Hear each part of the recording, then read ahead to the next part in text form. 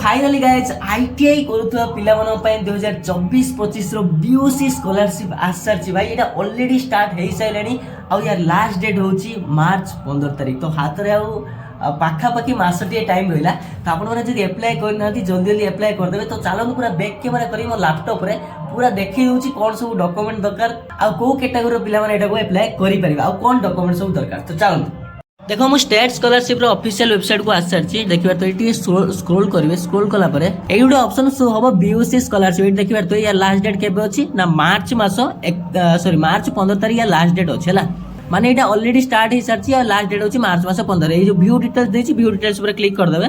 View details देखिए कला देखी पारे आप कौ कैटेगोरी पे एप्लाय करेंगे देखी पारे एससी पिला माने एसटी पिला माने ओबीसी एससी बीसी पिला माने एप्लाय करेंगे आउ आईटीआई पिला माने आईटीआई पिला माने आउ आईटीसी रो पिला माने एप्लाय करेंगे देखी पारे।